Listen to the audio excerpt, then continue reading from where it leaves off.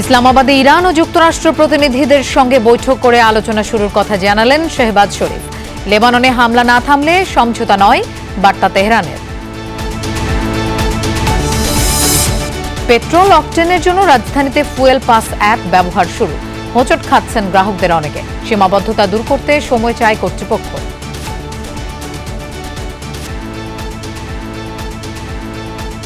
তেলের জন্য লাইনে দাঁড়াই আছি, না খাইয়া ভোর 5টা বাজে আইসা রোদ্দুরের ভিতরে। সব ইনফরমেশন কারেক্টলি দিচ্ছি, বাট অ্যাপস কাজ করছে না। আগে যে পরিমাণ যেভাবে তেল নিতেন সেভাবে যদি তেল নেন তাহলে এই ধরনের দীর্ঘ লাইন বা সারি থাকবে। ঢাকা, বরিশাল, ময়মনসিংহ সিটিতে হামের টিকা দেয়া হবে কাল থেকে। স্থায়ী কেন্দ্রের পর স্কুল, মাদ্রাসা ও ডে কেয়ার সেন্টারেও দেয়া হবে ভ্যাকসিন। গঠনতন্ত্র মেনে গণতান্ত্রিক প্রক্রিয়ায় প্রার্থী বাছাই হচ্ছে সংরক্ষিত আসনে, জানালেন রিজভী। জ্বালানি সংকটের জন্য রাজনৈতিক সিন্ডিকেটকে দুষলেন জামায়াত আমির। নির্দিষ্ট জায়গা দেওয়া হবে, সেখানে আপনারা গিয়ে টিকিট বিক্রি করেন।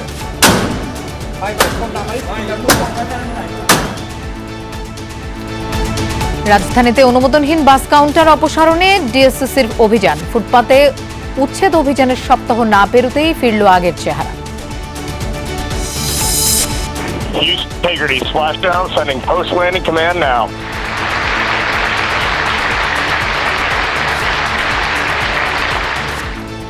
সফল চন্দ্রাভিযান শেষে ফিরল নাসার মহাকাশযান ওরিয়ন। 40,000 কিলোমিটার গতিবেগে প্রবেশ করে বায়ুমণ্ডলে। তাপমাত্রা ছাড়ায় 2700 ডিগ্রি সেলসিয়াস।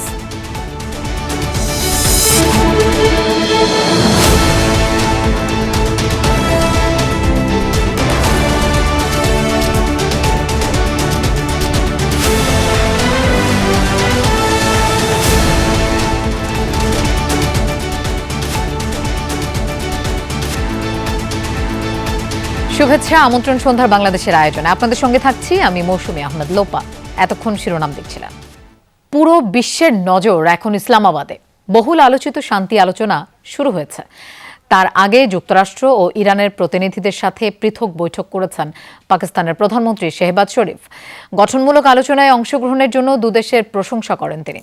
চরম অবিশ্বাস আর মতপার্থক্য নিয়েই আজ ওয়াশিংটন তেহরানের বৈঠক হতে পারে। এদিকে লেবাননে হামলা বন্ধ না হলে এবং জব্দকৃত অর্থ ফেরত পাওয়ার নিশ্চয়তা না পেলে কোনো সমঝোতা নয়, ইঙ্গিত দিয়েছে তেহরান। পাকিস্তানের মাটিতে পা রাখার পরই প্রধানমন্ত্রী শেহবাজ শরীফের সাথে বৈঠকে অংশ নেন মার্কিন ভাইস প্রেসিডেন্ট জেডি ভান্স। দ্বিপাক্ষিক বৈঠকে আরও ছিলেন যুক্তরাষ্ট্রের মধ্যপ্রাচ্য বিষয়ক দূত স্টিভ উইটকফ, মার্কিন প্রেসিডেন্ট ডোনাল্ড ট্রাম্পের জামাতা জ্যারেড কুশনার। পাকিস্তানের পক্ষ থেকে অংশ নেন পররাষ্ট্রমন্ত্রী ইসহাক দার ও স্বরাষ্ট্রমন্ত্রী মহসিন নাকভি। এর আগে ইরানের প্রতিনিধিরাও সাক্ষাৎ করেন শেহবাজ শরীফের সাথে, যাতে অংশ নেন দেশটির পার্লামেন্ট স্পিকার বাঘের কালিবাফ ও পররাষ্ট্রমন্ত্রী আব্বাস আরাকচি। বৈঠকের বিস্তারিত জানানো না হলেও গঠনমূলকভাবে আলোচনায় অংশগ্রহণের জন্য উভয় প্রতিনিধি দলের অঙ্গীকারের প্রশংসা করেছেন পাক প্রধানমন্ত্রী। এই আলোচনা মধ্যপ্রাচ্যে টেকসই শান্তি প্রতিষ্ঠার পথে একটি বড় ধাপ হিসেবে কাজ করবে বলেও মন্তব্য করেছে দেশটির প্রধানমন্ত্রী কার্যালয়। পৃথক বৈঠক হলেও শান্তি আলোচনা নিয়ে কাটেনি অনিশ্চয়তা। চরম অবিশ্বাস আর মতপার্থক্যের কারণে স্থায়ী শান্তির পথে পাড়ি দিতে হবে দীর্ঘ পথ, বলছেন বিশ্লেষকরা। 1979 সালে ইসলামী বিপ্লবের পর এটি তেহরান ও ওয়াশিংটনের মধ্যে হতে যাওয়া সর্বোচ্চ পর্যায়ের বৈঠক। বিভিন্ন গণমাধ্যমের খবর, ইরানিদের দেয়া 10 দফা প্রস্তাবের উপর ভিত্তি করে হবে আলোচনা। যদিও পাল্টাপাল্টি হুমকি ধামকির জেরে এরই মধ্যে আবারও যুদ্ধ শুরুর শঙ্কা তৈরি হয়েছে। মোস্তফা মাহমুদ, যমুনা নিউজ। বৈঠকের প্রতিশ্রুতি দিয়েও লেবাননে হামলা চালিয়ে যাচ্ছে ইসরায়েল। আজও তাণ্ডব চলছে দক্ষিণাঞ্চলে। গেল 3 দিনে প্রাণ গেছে 357 লেবানিজের। ইসরায়েলি ট্যাঙ্ক ও সামরিক অবস্থান লক্ষ্য করে পাল্টা জবাব দিচ্ছে হিজবুল্লাহ যোদ্ধারাও। এদিকে আগামী সপ্তাহে লেবানন ইসরায়েল বৈঠক অনুষ্ঠিত হওয়ার কথা, যেখানে অনুপস্থিত থাকবে সশস্ত্র গোষ্ঠী হিজবুল্লাহ। কয়েক ঘন্টা আগেও এগুলো ছিল আবাসিক স্থাপনা। ইসরায়েলি তাণ্ডবে যা এখন পরিণত ধ্বংসস্তূপে। শুক্রবার রাতভর দক্ষিণ লেবাননের একাধিক শহরে বিমান হামলা চালায় ইসরায়েল। নাবাতিয়া প্রদেশের তৌল এবং জেপসিদ শহরকে করা হয় টার্গেট। হাসপাতাল, স্কুল এবং মসজিদ লক্ষ্য করে চলে হামলা। গেল 3 দিনে প্রাণ গেছে 350-র বেশি মানুষের। এদিকে হিজবুল্লাহর তরফ থেকেও চলছে পাল্টা হামলা এবং প্রতিরোধ। তাইর অঞ্চলের একটি বাড়িতে অবস্থানরত ইসরায়েলি সেনাদের লক্ষ্য করে হামলা চালায় হিজবুল্লাহ। এছাড়া কিরিয়াত শমোনা, মেতুলা এবং মিসগাভ আম এলাকায় রকেট হামলা চালানোর দাবিও করেছে সশস্ত্র গোষ্ঠীটি।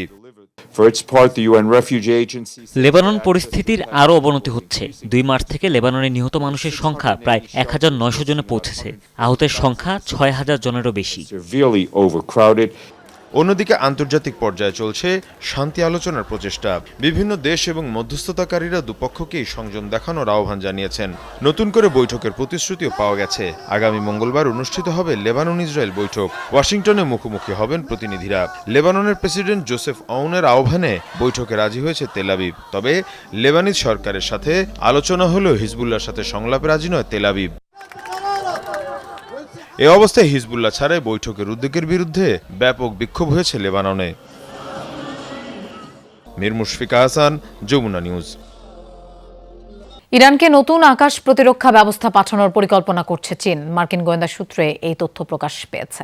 বিষয়টি সম্পর্কে অবগত 3 জন কর্মকর্তার বরাতে মার্কিন গণমাধ্যম সিএনএন জানিয়েছে, আগামী কয়েক সপ্তাহের মধ্যে ইরানে নতুন এই এয়ার ডিফেন্স সিস্টেম পাঠাবে চীন। তবে বিষয়টি প্রকাশ্যে আনতে চাইছে না বেজিং। তাই তৃতীয় কোনো দেশ হয়ে ইরানে এই সমরাস্ত্র পাঠাতে পারে শি জিনপিং প্রশাসন। পাঠানো হতে পারে কাঁধে বহনযোগ্য বিমান বিধ্বংসী ক্ষেপণাস্ত্র বা ম্যানপ্যাডস। নিচ দিয়ে উড়ে যাওয়া বিমানগুলোকে সহজেই টার্গেট করে নিখুঁত হামলা চালাতে সক্ষম এই ব্যবস্থা। অবশ্য ওয়াশিংটনে নিযুক্ত চীনা দূতাবাসের এক মুখপাত্র বলেছেন, ইরানে সমরাস্ত্র পাঠানোর কোনো পরিকল্পনা নেই বেজিংয়ের।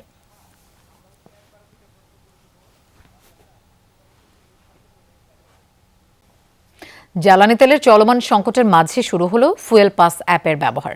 তবে শুরুতেই এটি ব্যবহার করতে গিয়ে হোঁচট খাচ্ছেন অনেক গ্রাহক। কর্তৃপক্ষ বলছে, সময়ের সাথে সাথে এই ফুয়েল পাসের সীমাবদ্ধতা কাটিয়ে ওঠা সম্ভব হবে। অন্যান্য দিনের মতো আজও রাজধানীর ফিলিং স্টেশনগুলোতে ছিল যানবাহনের দীর্ঘ সারি। সংকট সমাধানে দ্রুত বিকল্প উৎস থেকে তেল সংগ্রহে সরকারকে উদ্যোগ নেওয়ার আহ্বান জানান গ্রাহকরা।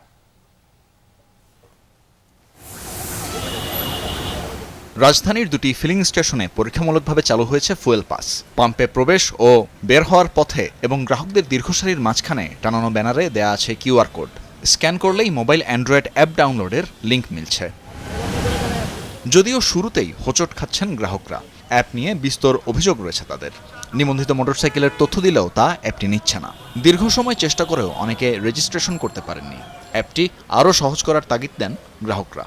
গতকাল থেকে ট্রাই করছি, সব ইনফরমেশন কারেক্টলি দিচ্ছি, বাট অ্যাপস কাজ করছে না, মানে রেজিস্ট্রেশন নিচ্ছে না। অনেকেরই, শুধু আমার না, আমার সাথে লাইনে অনেকের সাথে কথা হয়েছে, অনেকেই পারছে না। তো আমি যতবার লগ ইনে ট্রাই করেছি আমার তথ্য দেখাচ্ছে ডাটা ম্যাচ করতেছে না। যদি পরবর্তীতে ট্রাই করতে হয় তাহলে কেন এত ঘটা করে বলতেছে আপনার ফুয়েল কার্ড তৈরি করেন বা ফুয়েল পাস তৈরি করেন, আপনাদের তেল নিতে পারবেন। আমি যদি তেল না নিতে পারি তাহলে আমি লগ ইন করতে পারতেছি না, তাহলে আমি এটা কেন করব? শুরুতে কিছু সীমাবদ্ধতা থাকলেও তা দ্রুত সমাধান হবে বলে জানান সংশ্লিষ্টরা। পাম্প কর্তৃপক্ষ জানান, অ্যাপের মাধ্যমে নিলে 10 লিটার পর্যন্ত তেল পাবেন মোটরসাইকেল চালকরা। আর অ্যাপ না থাকলে 1000 টাকার বেশি জ্বালানি তেল দেওয়া হবে না। অ্যাপসটা আমাদের এখান থেকে লঞ্চ করা হয়েছে। লঞ্চ মানে টেস্ট পাইলট প্রজেক্ট হিসাবে। অ্যাপসের মাধ্যমে তেল দিতে হলে আমাদের আবার লোক অ্যাসাইন করা আছে থ্রু সিস্টেম।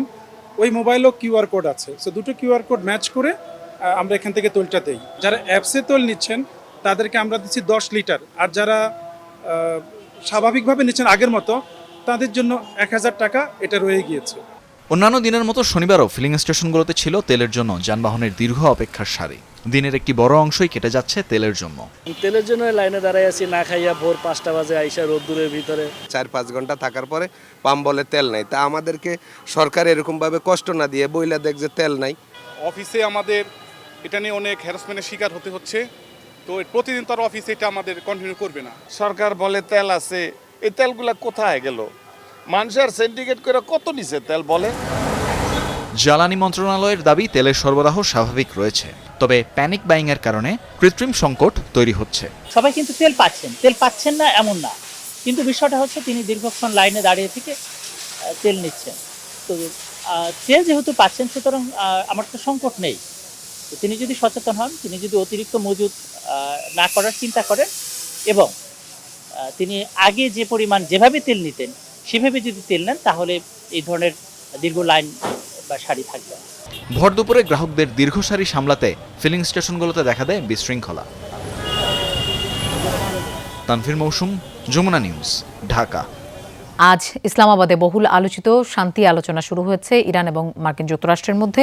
আমরা এই বিষয়ে একটু আলোচনা করব। আমাদের সাথে স্টুডিওতে যোগ দিচ্ছেন সন্ধ্যার বাংলাদেশের আয়োজনে সাংবাদিক এবং মধ্যপ্রাচ্য বিষয়ক বিশ্লেষক সিরাজুল ইসলাম। জনাব সিরাজুল ইসলাম, আপনাকে সন্ধ্যার বাংলাদেশের আয়োজনে স্বাগত জানাচ্ছি। আপনার কাছে যেটি জানতে চাই, ইসরায়েলের কারণেই অবিশ্বাস কাটছে না, কারণ আমরা দেখেছি যুদ্ধবিরতির মধ্যেই লেবাননে হামলা চালিয়েছে ইসরায়েল। এবারও কি দেশটির জন্য পাকিস্তানের এই সাধু উদ্যোগ ভেস্তে যাবে কিনা, কি মনে করছেন?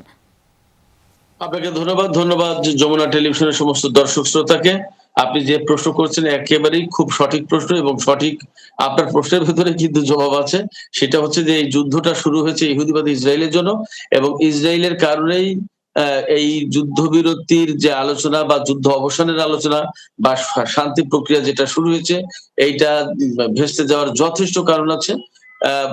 একথা অবশ্যই স্বীকার করতে হবে যে ইরানের দেয়া 10 দফা শর্তের উপরেই কিন্তু এই 14 দিনের বা 2 সপ্তাহের যুদ্ধবিরতি হয়েছে। সেই ইরানের দেয়া 10 দফা শর্ত যেগুলো ছিল, তার ভেতরে একটা শর্ত ছিল যে মধ্যপ্রাচ্যে লেবানন সহ যত জায়গায় ইসরায়েল এবং আমেরিকার সাথে যুদ্ধ বা সংঘাত হচ্ছে, তার সব জায়গায় এই যুদ্ধবিরতি কার্যকর হবে। কেমন? এটা ছিল শর্ত। তো সেই শর্তের জায়গায় ইসরায়েল কিন্তু তা মানছে না, এবং আমেরিকা তাকে মানতে বাধ্য করছে না। তো সেই জায়গায় আমরা বুঝতে পারছি যে ইসরায়েল আমেরিকার কথা শুনছে না, বরং ইসরায়েল আমেরিকাকে চালাচ্ছে। তো ইসরায়েল যদি আমেরিকাকে চালায়, তার মানে দাঁড়াবে যে এই যুদ্ধ বিরতি কার্যকর হবে কিনা, শান্তি আলোচনা কার্যকর হবে কিনা, সফল হবে কিনা, এবং মধ্যপ্রাচ্যে বা সারা বিশ্বে শান্তি প্রতিষ্ঠা হবে কিনা, এই সিদ্ধান্ত দেবার মালিক মূলত ইসরায়েল। ফলে ইসরায়েল যেহেতু এখন যুদ্ধবিরতি কার্যকর করছে না, লেবাননে হামলা চালাচ্ছে, ফিলিস্তিনে হামলা চালাচ্ছে, ফলে এই জায়গায় আমরা শান্তি প্রত্যাশা আসলে করতে পারছি না, এবং ইসরায়েলের কারণে এই শান্তি প্রক্রিয়াটা বানচাল হবে। এই ব্যাপারে মোটামুটি সন্দেহ করার খুব একটা অবকাশ আমি দেখছি না। জনাব সিরাজুল ইসলাম, আপনাকে ধন্যবাদ সন্ধ্যার বাংলাদেশের আয়োজনে সময় দেওয়ার জন্য। কাল শুরু হচ্ছে হামের টিকাদান কর্মসূচির দ্বিতীয় ধাপ। রাজধানী ঢাকা সহ 4 সিটি কর্পোরেশন এলাকায় টিকা পাবে 12 লাখের বেশি শিশু। কর্মসূচি চলবে প্রায় 1 মাস। স্বাস্থ্য সচিব জানিয়েছেন, ভ্যাকসিন ও সিরিঞ্জের ঘাটতি নেই। দেশের বেশিরভাগ জেলায় ছড়িয়েছে হাম। সংক্রমণ মোকাবিলায় 5 এপ্রিল থেকে 30টি উপজেলায় টিকা কর্মসূচি শুরু করেছে সরকার।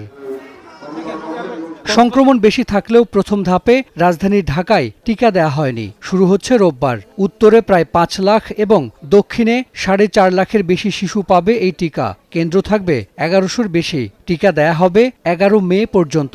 প্রথম 8 দিন স্থায়ী কেন্দ্রের পর টিকা শুরু হবে স্কুল, মাদ্রাসা ও ডে কেয়ার সেন্টারে।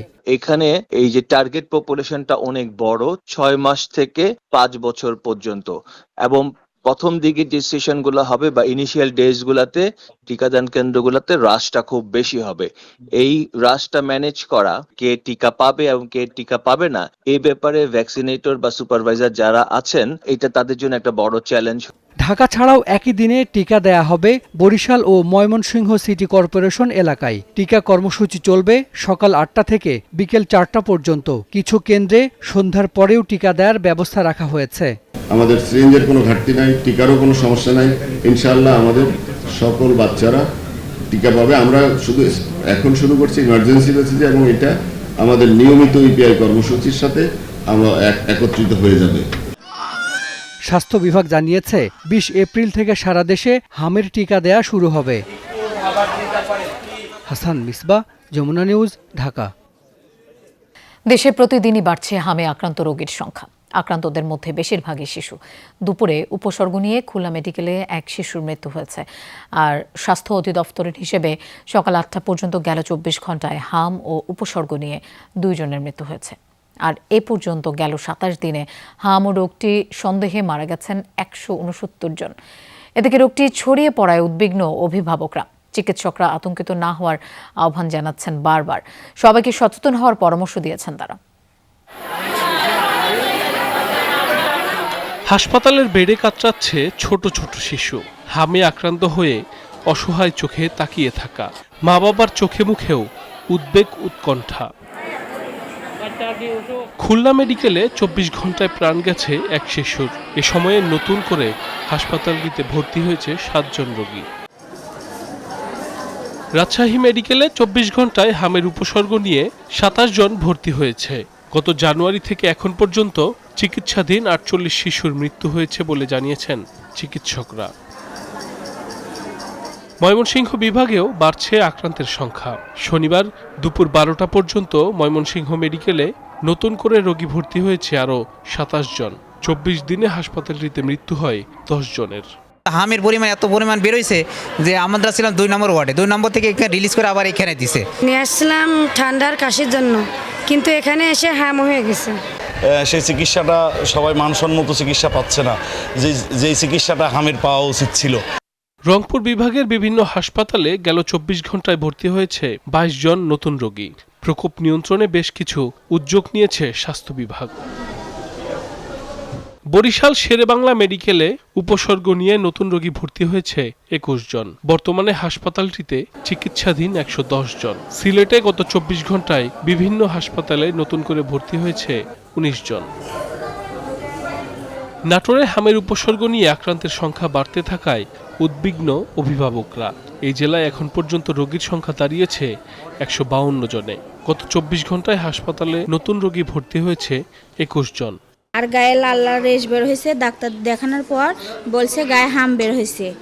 এখন চিকিৎসা চলছে, ইনজেকশন দিচ্ছে, ডাক্তাররা এসে দেখতেছে, চিকিৎসা দিচ্ছে। এখন আল্লাহর রহমতে আমার বাচ্চা সুস্থ। অনেক রকমের ওষুধ খাওয়ানো হলো, তারপরে আমার মেয়ের জ্বর কমতেছে না।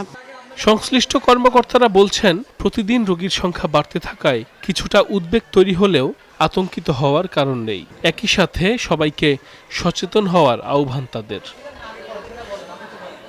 সাইফ আহমেদ, যমুনা নিউজ। মুখে তো হাসি ফুটবেই, কারণ এটা পুষ্টি আটার সুস্বাদু রুটি, তাই এর সাথে যাই খাবেন অসাধারণ টেস্ট পাবেন।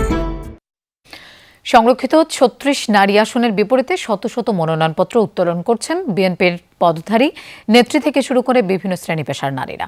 নিজেকে অধিকতর যোগ্য, পরীক্ষিত ও ত্যাগী দাবি করে জমা দিচ্ছেন জীবন বৃত্তান্ত। এরই মধ্যে দলীয় চেয়ারম্যানের নির্দেশে বিএনপির দায়িত্বশীল নেতারা অর্ধশতাধিক নারী সদস্যের সংক্ষিপ্ত তালিকা তৈরি করছেন। দলের সিনিয়র যুগ্ম মহাসচিব রুহুল কবির রিজভী জানিয়েছেন, আনুগত্য, আন্দোলনে ভূমিকা এবং সংসদীয় কর্মকাণ্ডে দক্ষরা পাবেন অগ্রাধিকার। আন্দোলনের পরিচিত মুখ থেকে শুরু করে শত শত নারী নেত্রী ও তাদের সমর্থকদের পদচারণায় মুখর নয়াপল্টন। উৎসবমুখর পরিবেশে কেউ কেউ মনোনয়নপত্র সংগ্রহ করেন, কেউ এসেছেন জমা দিতে। সংরক্ষিত নারী আসনের জন্য 2 দিনে প্রায় 7 শতাধিক দলীয় ফর্ম বিক্রি করেছে বিএনপি, যেখানে আছে রাজনৈতিক, সাংস্কৃতিক, মানবাধিকার কর্মী ও বিভিন্ন সিনিয়র নেতাদের স্ত্রী ও সন্তানরা। তবে আন্দোলনের ভূমিকা না থাকার পরও মনোনয়নপত্র নিতে আসায় কেউ কেউ পড়েন তোপের মুখে। দলের হাল হয়ে আমরা থেকেছি। বিএনপিতে যোগদান করার পর থেকেই কিন্তু আমি আমার দেশের মাটিতে দীর্ঘদিন আমি গান গাইতে পারিনি। একদিকে শত শত মনোনয়নপত্র বিক্রি হলেও দলীয় চেয়ারম্যান তারেক রহমান কয়েকজন সিনিয়র নেতাকে যোগ্য প্রার্থীদের প্রাথমিক তালিকা করার নির্দেশ দিয়েছেন। সেই তালিকায় সাবেক সংসদ সদস্যরা যেমন আছেন, বিভিন্ন অঙ্গনের প্রতিনিধিদেরও গুরুত্ব দেওয়া হচ্ছে। সংসদ নির্বাচনে হেরে যাওয়া ও মনোনয়ন বঞ্চিতরাও পাচ্ছেন অগ্রাধিকার। এছাড়া রাজপথের লড়াই করা তরুণ নেত্রীদেরও বিবেচনা করা হচ্ছে, তবে কাউকেই এখন পর্যন্ত নিশ্চিত করা হয়নি। চলতি সপ্তাহে স্থায়ী কমিটির বৈঠকে তালিকা ধরে যাচাই বাছাই করা হবে। হাসিনা বিরোধী আন্দোলনটা পুরোটাই আমরা করেছি রাজপথে থেকে। জেল, জুলুম, রিমান্ড হয়েছে, সেই নারীদেরকে যেন মূল্যায়ন করা হয়। দুঃশাসনে যারাই কাজ করেছে প্রত্যেকটা মেয়ের যেন মূল্যায়ন হয়। আমি নিজেকে যোগ্য মনে করছি, আমি একজন অ্যাডভোকেট। ভয়ভীতি উপেক্ষা করে ভবিষ্যতেও নতুন বাংলাদেশ নির্মাণে অংশীদারিত্ব হতে চাই। দল থেকে মনোনয়ন পেলে নারী অগ্রযাত্রা নিজেদের পরিকল্পনার কথাও তুলে ধরেন তারা। আমরা যেন তরুণ নেতৃত্বকে নিয়ে নারীদের সব অধিকার, শিশুদের সব অধিকার যেন আমরা পূরণ করতে পারি। মাদক মুক্ত সমাজ গঠনে আমি আজকে এই মনোনয়ন দাখিল করেছি। গঠনতন্ত্র মেনে গণতান্ত্রিক প্রক্রিয়ায় এবার সংরক্ষিত আসনের প্রার্থী বাছাই করা হচ্ছে বলে জানিয়েছেন বিএনপির সিনিয়র যুগ্ম মহাসচিব রুহুল কবির রিজভী। সিনিয়র নেতৃবৃন্দের সমন্বয়ে যে বোর্ড, সেখানে তারা তাদের আবেদনটি যাবে। আন্দোলন সংগ্রামে যাদের ভূমিকা রয়েছে এবং যাদের দক্ষতা রয়েছে পার্লামেন্টে কথা বলার, অত্যন্ত যুক্তি সহকারে এবং সমাজে যাদের অত্যন্ত সুনাম আছে তাদেরকেই নিশ্চয়ই দল বাছাই করবে বলে আমার দৃঢ় বিশ্বাস। রবিবার শেষ হবে দলীয় মনোনয়নপত্র উত্তোলন ও জমাদানের সময়সীমা। এরপরেই দলীয় তালিকা চূড়ান্ত করে ঘোষণা দেবে বিএনপি। তফসিল অনুযায়ী চূড়ান্ত প্রার্থীদের মনোনয়নপত্র জমা দেওয়ার শেষ সময় 21 এপ্রিল। আরিফিন শাকিল, যমুনা নিউজ, ঢাকা। রাজনৈতিক সিন্ডিকেটের কারণে দেশে তেলের সংকট, এই মন্তব্য করেছেন জামায়াতে ইসলামের আমির ও বিরোধী দলীয় নেতা ডাক্তার শফিকুর রহমান। তিনি বলেন, সরকারের প্রতিশ্রুতির সাথে বাস্তবের মিল নেই। বাংলাদেশ শ্রমিক কল্যাণ ফেডারেশনের ত্রিবার্ষিক জাতীয় সম্মেলনে যোগ দিয়ে তিনি বলেন, শ্রমিকদের চাহিদা অল্প, তবুও কোনো সরকারই তা পূরণ করতে পারেনি। তাই শ্রমিকের অধিকার নিয়ে সরকারকে এক বিন্দু ছাড় দেয়া হবে না। রাজধানীর কৃষিবিদ ইনস্টিটিউটে অনুষ্ঠিত হয় বাংলাদেশের কৃষিতে বিশ্ব জ্বালানি সংকটের প্রভাব উত্তরণের উপায় শীর্ষক সেমিনার। যে কৃষিবিদের প্রাণের সংগঠন, প্রায় 30,000 মেম্বার এখানে। সেমিনারের প্রধান অতিথি ছিলেন জামায়াতে ইসলামের আমির ও বিরোধী দলীয় নেতা ডাক্তার শফিকুর রহমান। বলেন, দেশের বেশিরভাগ বড় সিন্ডিকেটের পেছনেই রয়েছে সরকারি দলের হাত। ঘুরে ফিরে সিন্ডিকেশন, পলিটিক্যাল সিন্ডিকেশন, যতগুলা বড় সিন্ডিকেশন দেশে হয় আমাদের দেশে, সবগুলার পিছনে রুলিং পার্টি যারা, তাদের হাত থাকে। মাঝে মাঝে লোক দেখানো কিছু অপারেশন আমরা দেখি, এই সবগুলার পিছনে খুঁটির জোর আছে বলে এগুলা হচ্ছে। সেমিনার শেষে তিনি যোগ দেন বাংলাদেশ শ্রমিক কল্যাণ ফেডারেশনের ত্রিবার্ষিক জাতীয় সম্মেলনে। বলেন, শ্রমিকের চাহিদা পূরণ শুধু মালিকের নয়, সরকারেরও দায়িত্ব। শ্রমিকদের সব বিষয় মালিকদের ঘাড়ের উপর ঠেলে দিবেন না, রাষ্ট্রকেও দায়িত্ব নিতে হবে। মালিকরা ইনসাফের ভিত্তিতে তাদের যা করণীয় তা করবে, বাকিটা রাষ্ট্রকে শেয়ার করতে হবে। গণঅভ্যুত্থানে যারা জীবন দিয়েছে তার 62% শ্রমিক। সুতরাং শ্রমিকের অধিকার নিয়ে সরকারকে চুল পরিমাণ ছাড় দেওয়া হবে না বলেও জানান তিনি। সেই শ্রমিক বন্ধুটি ভাইটির ঘর থেকে আগামী দিনের প্রধানমন্ত্রী বের হয়ে আসুক। হাসিবুল করিম বিজয়, যমুনা নিউজ, ঢাকা। বাংলাদেশ ভারত সম্পর্কের ইতিহাস পুরনো। অভিন্ন নদী, সীমান্ত এবং সাংস্কৃতিক নৈকট্য দুদেশের কূটনৈতিক সম্পর্ককে আরও জরুরি করে তুলেছে, এমন মন্তব্য করেছেন পররাষ্ট্রমন্ত্রী খলিলুর রহমান। ভারতীয় গণমাধ্যম এনডিটিভিকে দেয়া সাক্ষাৎকারে পররাষ্ট্রমন্ত্রী বলেন, ঢাকা নয়াদিল্লি সম্পর্কে আস্থা ফেরাতে সময় প্রয়োজন। সাক্ষাৎকারে জ্বালানি সংকট সমাধানে বাংলাদেশ ভারত একসাথে কাজ করতে চায়, এমনটাও জানান খলিলুর রহমান। গেল সপ্তাহে ভারত সফর করেন পররাষ্ট্রমন্ত্রী খলিলুর রহমান। সফরকালে মানবতা বিরোধী অপরাধের মামলায় মৃত্যুদণ্ডপ্রাপ্ত আসামি শেখ হাসিনাকে ফেরত দেয়া, কূটনীতি ও নিরাপত্তা সহ নানা ইস্যুতে আলোচনা হয়। সফরে ভারতীয় গণমাধ্যম এনডিটিভিকে সাক্ষাৎকার দেন পররাষ্ট্রমন্ত্রী। এ সময় তিনি বলেন, বাংলাদেশ ভারত সম্পর্ক একেবারে শূন্য থেকে শুরু হচ্ছে না, তবে ঢাকা নয়াদিল্লি সম্পর্কে আস্থা ফেরাতে প্রয়োজন ধৈর্যের।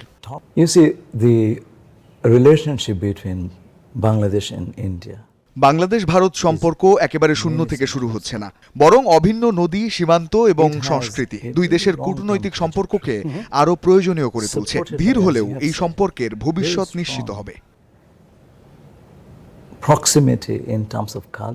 সাক্ষাৎকারে জ্বালানি সংকটের প্রসঙ্গে কথা বলেন পররাষ্ট্রমন্ত্রী। এ সময় তিনি জানান, বৈশ্বিক সংকট সমাধানে একসাথে কাজ করতে চায় ঢাকা দিল্লি। সংকটের সময় ভারত দ্রুত সাড়া দেয়। দুই দেশের মধ্যে একটি পাইপলাইন রয়েছে এবং ভারত বাংলাদেশের ডিজেল সরবরাহ করছে। তবে আমাদের পক্ষ থেকে অনুরোধ করছি যেন এই সরবরাহ বাড়ানো হয়। সাক্ষাৎকারে সীমান্ত সংযোগ এবং যৌথ অবকাঠামোগত উন্নয়নের বিষয়েও জোর দেন পররাষ্ট্রমন্ত্রী খলিলুর রহমান। মীর মুশফিকা হাসান, যমুনা নিউজ। স্বরাষ্ট্রমন্ত্রীর নির্দেশে চাঁদাবাজ নির্মূলে পক্ষপাত মুক্ত তালিকা তৈরির কাজ চলছে বলে জানিয়েছে র্যাব। দুপুরে কারওয়ানবাজারে সংবাদ সম্মেলনে বাহিনীটির লিগ্যাল অ্যান্ড মিডিয়া উইংয়ের পরিচালক MZM ইন্তেখাব চৌধুরী জানান, তালিকা ধরে শিগগিরই অভিযান শুরু হবে। সংবাদ সম্মেলনে তুলে ধরা হয় চাঁদাবাজি সহ বেশ কয়েকটি চাঞ্চল্যকর ঘটনার চিত্র। গেল 48 ঘণ্টায় চট্টগ্রাম ও নারায়ণগঞ্জ সহ বিভিন্ন স্থানে অভিযান চালিয়ে অস্ত্রধারী সন্ত্রাসী, মানব পাচারকারী ও মাদক ব্যবসায়ী সহ বেশ কয়েকজনকে গ্রেফতার করা হয়েছে। চট্টগ্রামের বাকুলিয়ায় ব্যবসায়ীর কবজি বিচ্ছিন্নের ঘটনায় একজনকে আটক করা হয়। পাশাপাশি পতেঙ্গা উপকূলে ট্রলারে অভিযান চালিয়ে 5 লাখ পিস ইয়াবা সহ গ্রেফতার হয় 9 জন। এছাড়া 50,000 লিটারের বেশি ভোজ্য তেল জব্দ করেছে র্যাব।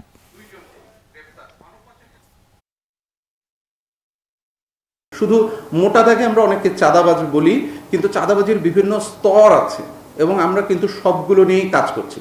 র্যাবের 15টা ব্যাটালিয়নকে একই নির্দেশনা প্রদান করা হয়েছে, যাতে করে যেই লেভেলেরই চাঁদাবাজ হোক, সব ক্ষেত্রে ব্যবসা প্রতিষ্ঠানেও চাঁদাবাজি হয় বিভিন্ন ধরনের। তো এই স্তরগুলোকে বিবেচনা করে ছোট থেকে বড় সবগুলো স্তরকেই বিবেচনায় রেখে এই চাঁদাবাজির লিস্ট তৈরি করা হচ্ছে। রাজধানীর সায়দাবাদে যানজট নিরসনে রাস্তার পাশের অবৈধ কাউন্টার উচ্ছেদ করেছে ঢাকা দক্ষিণ সিটি কর্পোরেশন।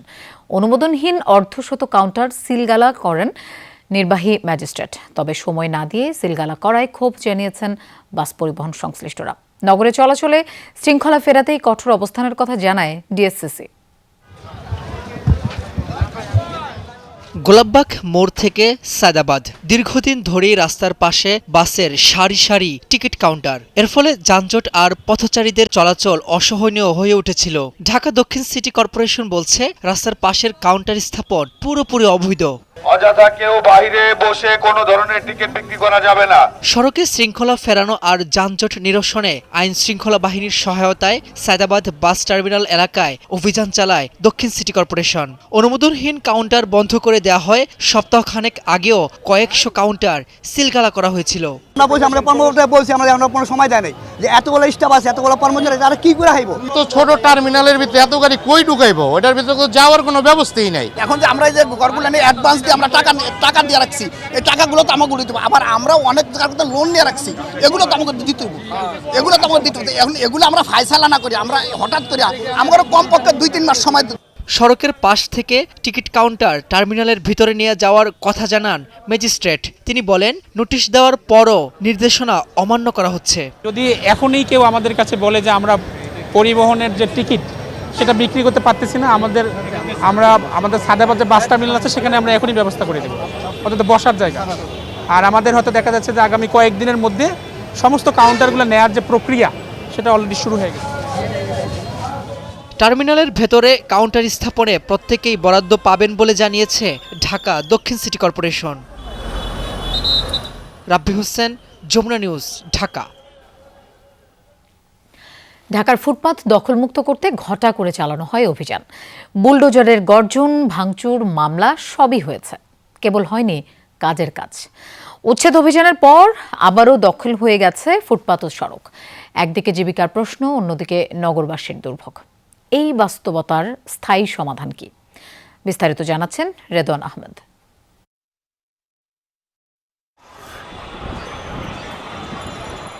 কে বলবে এটি রাজধানীর সবচেয়ে ব্যস্ত সড়কগুলোর একটি, অথচ এখানে যানবাহন চলাই দায়।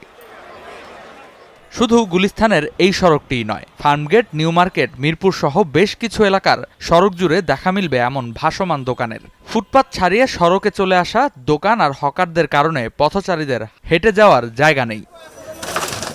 ফুটপাত ও সড়ক দখলমুক্ত করতে সম্প্রতি 5 দিনের উচ্ছেদ অভিযান চালায় সিটি কর্পোরেশন ও ডিএমপির ট্রাফিক বিভাগ।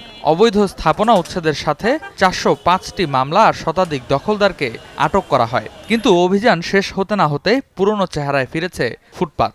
এই যেমন মিরপুরের হকার জলিলের দাবি, পেটের দায়ে অভিযানের পরদিনই ফুটপাতে ফিরতে হয়েছে তাকে। মাননীয় প্রশাসকের কাছে আমরা আহ্বান জানাইছি যে আমরা যাতে সীমিত আকারে রাস্তা যানজট না করে তারপরে বেজাল মুক্তভাবে যাতে করতে পারি ছোট পরিসরে। একসাথে উঠিয়ে দিলে আমার মনে হয় যে সরকারের জন্য ভালো হবে না, আমার তো দুর্ভিক্ষের ভিতরে পড়ে যাবো। আমার যদি উড়ে যায় আমি কোথায় যাব? আমার এই বসে কি চাকরি দিব? আমি কি চাকরি করতে পারবো? আমার যদি পুলিশে দূরান্তি দেয় আমি দূর দিতে পারবো না, তাহলে কেমন হইল? কোন এটা আমরা কাম্য করি না, এটা অমানবিক। দখলদার আর উচ্ছেদকারীদের এই চোর পুলিশ খেলায় ভোগান্তি কাটছে না নগরবাসীর। একে তো রিক্সা, মানুষের জ্যাম, আবার দুই পাশে ফুটপাত, অনেক কষ্ট হয়ে যায় বিশেষ করে। আর মাঝে মাঝে তো দেখা যায় আমারও ভয় লাগে যে কখন কি হয়ে যায়, একটা রিক্সার সাথে ধাক্কা খেলে, আর বাচ্চা মানুষ তো বুঝতেই পারেন যে শহরের ভারসাম্য যাবেন আর মানবিকতাও দেখাবেন, তাহলে তো দুইটা তো একসাথে হবে না। এখানে চাঁদাবাজি চলে, প্রতিটা দোকান প্রতি তারা টাকা নেয়, এমন এইগুলো যদি উচ্ছেদ করা হয় তাহলে খুব ভালো হবে, আমাদের জন্য সুবিধা। আইন শৃঙ্খলা বাহিনী বলছে নিয়ম না মানলে ব্যবস্থা কঠোর হবে। কিছু কিছু জায়গায় এখনো দেখা যাচ্ছে যে আবার নতুন করে সেখানে বসার অবস্থায় চলে এসেছে। তো সেখানে কিন্তু আমাদের ট্রাফিক বিভাগ, আমাদের যে স্পেশাল মেট্রোপলিটন ম্যাজিস্ট্রেট আছে তাদেরকে নিয়ে ফলো আপ অভিযান পরিচালনা করছে বিভিন্ন জায়গায়। মিরপুর খেয়াল করবেন, মিরপুর, গুলশান এবং ওয়ারি এলাকায় ডিএমপির প্রায় বেশিরভাগ এলাকাতেই আবার ফলো আপ অভিযান পরিচালিত হচ্ছে এবং এই অভিযান আমাদের অব্যাহত থাকবে। একদিকে জীবিকার তাগিদে ফুটপাত আঁকড়ে থাকা দোকানি, অন্যদিকে চলাচলের সুযোগ হারানো সাধারণ মানুষ। দুই বাস্তবতার মাঝখানে আটকে আছে মহানগরের জীবন। সংশ্লিষ্টরা বলছেন, স্থায়ী সমাধানের জন্য শুধু উচ্ছেদ অভিযান নয়, দরকার দীর্ঘমেয়াদী পরিকল্পনা ও বাস্তবায়ন।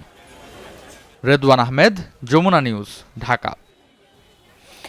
কুষ্টিয়ার দৌলতপুরে গণপিটুনিতে শামীম রেজা নামের এক কথিত পীরের মৃত্যু হয়েছে। এ সময় তার দরবার শরীফে ভাঙচুর চালায় এলাকাবাসী। পুলিশ জানায়, জোহরে নামাজের পর ফিলিপনগর এলাকায় একদল মুসল্লি মিছিল করে দরবার শরীফে হামলা চালায়, ভাঙচুর চালিয়ে করে অগ্নিসংযোগ। এ সময় শামীম রেজাকে বেধড়ক মারধর করে এলাকাবাসী। গুরুতর আহত অবস্থায় দৌলতপুর হাসপাতালে নিলে মারা যায় সে। তার বিরুদ্ধে ধর্ম অবমাননার অভিযোগ স্থানীয় ও হামলাকারীদের। নিহতের নামে আগেও ধর্ম অবমাননার দায়ে একটি মামলা হয়। সেই মামলায় কারাভোগ শেষে সপ্তাহখানেক আগেই তিনি বাড়ি ফিরেছিলেন। পরিস্থিতি নিয়ন্ত্রণে ঘটনাস্থলে র্যাব ও পুলিশ মোতায়েন করা হয়েছে।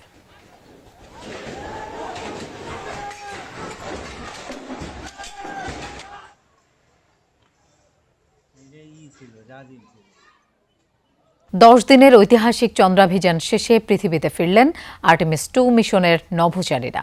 শনিবার বাংলাদেশ সময় সকাল 6:07 ক্যালিফোর্নিয়ার সান্দিয়াগো উপকূলে প্রশান্ত মহাসাগরে নিরাপদে অবতরণ করেছে ওরিয়ন মহাকাশযান। সুস্থ আছেন 4 নভোচারী। তবে পৃথিবীর বায়ুমণ্ডলে প্রবেশের সময় মহাকাশযানের গতি ছিল ঘন্টায় 40,000 কিলোমিটার, আর তাপমাত্রা পৌঁছেছিল 27 ডিগ্রি সেলসিয়াসের ওপরে। ওরিয়ন ক্যাপসুলের স্প্ল্যাশ ডাউন 9 দিন 1 ঘন্টা 32 মিনিট 15 সেকেন্ডের সফল এক অভিযান শেষে পৃথিবীর বুকে নাসার মহাকাশযানটি।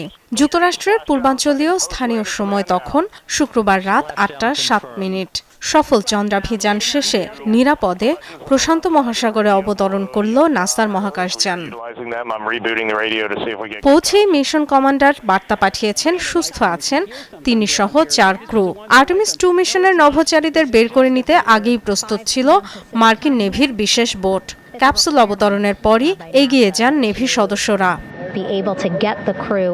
একে একে বেরিয়ে আসেন নভোচারীরা Reid Wiseman, Victor Glover, Christina Koch এবং জেরেমি হ্যানসেন।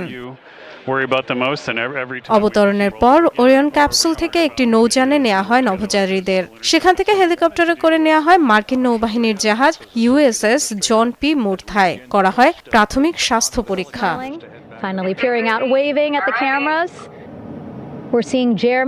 স্বাস্থ্য পরীক্ষার পর নভোচারীদের গন্তব্য হিউস্টনের জনসন স্পেস সেন্টার। সেখানকার কন্ট্রোল রুমে উচ্ছ্বাসের বন্যা। 10 দিনের মিশনে চাঁদের কক্ষপথ প্রদক্ষিণ করেছেন মহাকাশচারীরা। রেকর্ড করেছেন চাঁদের দূরবর্তী অংশে গিয়ে। সে সময় পৃথিবী থেকে তাদের দূরত্ব ছিল 2,52,757 মাইল। 1970 সালের অ্যাপোলো 13 মিশনের রেকর্ড ভেঙেছে এই যাত্রা। চাঁদের দক্ষিণ মেরুতে মানুষের ঘাঁটি গড়ার লক্ষ্য নিয়ে পরিচালিত হয়েছে Artemis 2 mission. Dorothy Dastrin, Jamuna news. নিউজিল্যান্ডের বিপক্ষে ঘরের মাঠের প্রথম 2-1-এর জন্য দল ঘোষণা করেছে বিসিবির নতুন নির্বাচক প্যানেল। পাকিস্তানের বিপক্ষে খেলা সিরিজের স্কোয়াড অপরিবর্তিত রেখেছেন হাবিবুল বাশারের প্যানেল। পাকিস্তান সিরিজে স্কোয়াডের 4 ক্রিকেটার ম্যাচ খেলারই সুযোগ পাননি, সে কারণে অপরিবর্তিত দল বলছেন বাশার। 17 এপ্রিল শুরু হচ্ছে Bangladesh New Zealand one day series. IPL ও পিএসএল চলমান, তাই তো অনেকটা দ্বিতীয় সারির দল নিয়ে বাংলাদেশে আসছে ব্ল্যাক ক্যাপরা। বাংলাদেশেরও 6 ক্রিকেটার খেলছে পিএসএল, কিন্তু নির্বাচকরা তারপরও ঘোষণা করেছে সেরা শক্তির দল। কারণটা স্পষ্ট, সরাসরি বিশ্বকাপে জায়গা করাটা সবার আগে গুরুত্ব দিচ্ছে বোর্ড। শুধু তাই নয়, স্কোয়াডে ক্রিকেটারদের পর্যাপ্ত সুযোগ নিশ্চিত করতেই সবশেষ সিরিজের দল অপরিবর্তিত রেখেছে নতুন নির্বাচক প্যানেল। দলে ডাক পাওয়া ক্রিকেটাররা হলেন মেহেদী হাসান মিরাজ, নাজমুল হোসেন শান্ত, সৌম্য সরকার, সাইফ হাসান, তানজিদ হাসান তামিম, তাওহিদ হৃদয়, লিটন দাস, আফিফ হোসেন, মাহিদুল ইসলাম অঙ্কন, রিশাদ হোসেন, তানভীর ইসলাম, মুস্তাফিজুর রহমান, তাসকিন আহমেদ, শরীফুল ইসলাম ও নাহিদ রানা। মাহিদুল ইসলাম সুযোগ পাইনি, ওকে বাদ দিতে হলে আমার নিজের কাছে ক্লিয়ার হতে হবে না আমি কেন বাদ দেবো। সেটা আমাদের কাছে ছিল না। আমাদের কাছে মনে হচ্ছে যেহেতু তারা সুযোগ পেয়েছে, যে জন্য সুযোগ পেয়েছে তাদেরকে একটু সুযোগ না দিয়ে বাদ দেওয়া ঠিক হবে না। এটা মূল কারণ ছিল আসলে সেম টিম রেখে দেওয়ার জন্য। আর সেম টিম যারা খেলেছেন, গত সিরিজে ওপেনার লিটন দাস খেলেছিলেন 4 নম্বরে। মেকশিফট পজিশনে লিটন খারাপ করেননি। এই সিরিজেও লিটন খেলবেন একই পজিশনে। তবে প্রধান নির্বাচক হাবিবুল বাশারের মতে লিটনের আদর্শ জায়গা ওপেনিং, কিন্তু দলের প্রয়োজনকে আগে দেয়া হচ্ছে অগ্রাধিকার। Liton was quite successful, he is one of our best batsman. তাকে নাম্বার 4-এ আনা হয়েছে। আমি যতদূর জানি যে মিডল অর্ডার একটি স্টেবিলিটি করা দরকার, বিকজ মুশফিক রহিম, মাহমুদুল্লাহ চলে যাওয়ার পরে আমাদের আসলে ওইখানে খুব একটা এক্সপিরিয়েন্স নাই। বাট ভবিষ্যতে দেখা যাক কী হয়। But he is one of our best batsman. আমরা চাই তার বেস্টটা যেন তার কাছ থেকে পাওয়া যায়, কীভাবে পাওয়া যায় সেটা আমরা চেষ্টা করব। পাকিস্তানের বিপক্ষে কোনো ম্যাচ খেলার সুযোগ পাননি সৌম্য সরকার, কিন্তু এই সৌম্য তার আগের সিরিজেও ছিলেন দলের অন্যতম সেরা ব্যাটার। সৌম্য সরকারকে নিয়ে নতুন নির্বাচক প্যানেলের ভাবনাটা কি? এই সিরিজেও কি বেঞ্চে বসে থাকবেন তিনি? উত্তরটা হ্যাঁ, কিন্তু কেন তার ব্যাখ্যা দিলেন সুমন। যখন যেহেতু সাইফ হাসান খেলেছে, আমি জানি না টিম ম্যানেজমেন্ট একাদশ কী ভাবছে, বাট আমার কাছে মনে হচ্ছে তার আরেকটা সুযোগ পাওয়া উচিত। আবার সৌম্য সরকার যখন ফিরে আসবে, এটুকু নিশ্চয় দিতে পারি সে ওই 2-3টে ম্যাচ খারাপ খেলে চলে যাবে না। সাকিব আল হাসানের জাতীয় দলের প্রত্যাবর্তনের গল্পটা এখন যেন আরব রজনীর গল্পের মতোই। আসলে বাস্তবতা কি? সাকিবকে নিয়ে কি 2027 সালের বিশ্বকাপের কোনো পরিকল্পনা করছেন নির্বাচকরা? ওয়ার্ল্ড কাপের আগে সময়টুকু থাকবে, কিন্তু ওয়ার্ল্ড কাপ নিয়ে প্ল্যান করেনি। যদি চাই লম্বা সময় সব কিছু ঠিকঠাক থাকে, আমরা তো অবশ্যই চাই তাকে লম্বা সময়ের জন্যই চাই। আর আলাপটা আসলে এটাই হয়েছে যে আসলে সে কতখানি prepare, because preparation is very important. International cricket কিন্তু ডিমান্ড লট অফ থিংস। তো ইন্টারন্যাশনাল ক্রিকেট খেলার আগে নিজে প্রিপেয়ার হওয়াটাও অনেক দরকার হয়। হাসিনুর রহমান, যমুনা স্পোর্টস, ঢাকা। দর্শক, এই ছিল সন্ধ্যার বাংলাদেশের আয়োজনের। এতক্ষণ সাথে থাকার জন্য ধন্যবাদ সবাইকে।